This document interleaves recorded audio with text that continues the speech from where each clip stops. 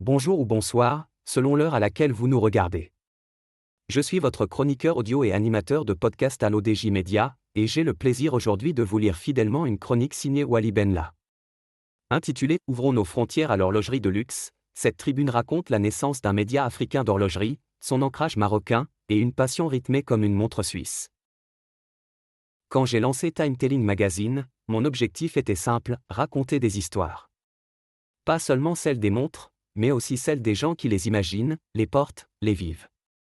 Très vite, le magazine s'est imposé comme une voix nouvelle dans l'univers horloger.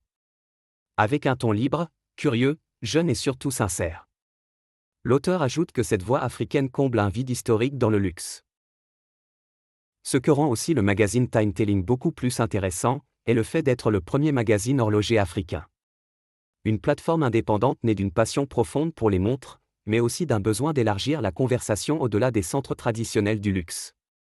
Aujourd'hui, nos lecteurs viennent de plus de 50 pays, et les retours sont souvent les mêmes, enfin on nous représente, nous les amateurs d'horlogerie africains. L'auteur affirme que cette reconnaissance manquait encore d'un ancrage local. Il manquait cependant un pont plus clair entre ce projet et mes racines. Je suis marocain. Et c'est précisément pour ça que je suis très fier d'annoncer aujourd'hui notre partenariat avec le journal L'Opinion et son magazine digital l'ODJ, l'opinion des jeunes. Ce partenariat, c'est bien plus qu'un échange de contenu. C'est une façon concrète de rapprocher l'univers de l'horlogerie de luxe d'un lectorat marocain et africain, jeune, cultivé, curieux et avide de découvertes.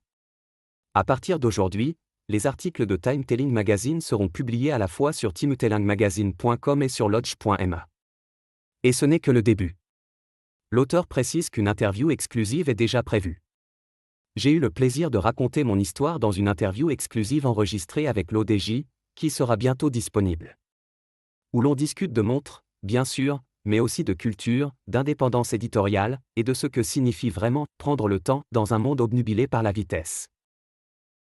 L'auteur pense que ce partenariat est aussi une porte d'entrée vers l'artisanat de luxe.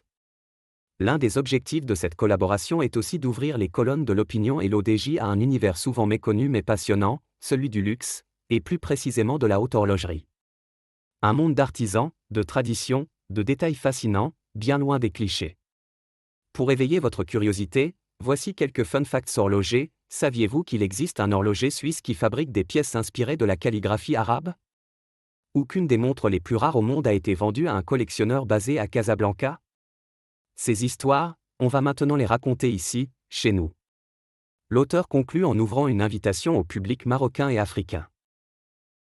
Ce partenariat, c'est une manière de faire découvrir le monde des montres, sans bouger le poignet.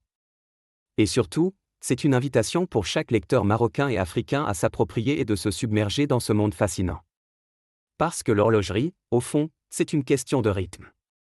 Et c'est le bon moment pour que le nôtre résonne plus fort que jamais. Merci d'avoir suivi cette chronique, que j'ai eu le plaisir de vous lire dans le respect total des mots de son auteur, Wally Benla. L'univers des montres n'a jamais été aussi vivant, aussi sincère, aussi proche. On se retrouve très vite pour une prochaine lecture fidèle, passionnée et rythmée. À bientôt sur l'ODJ Media.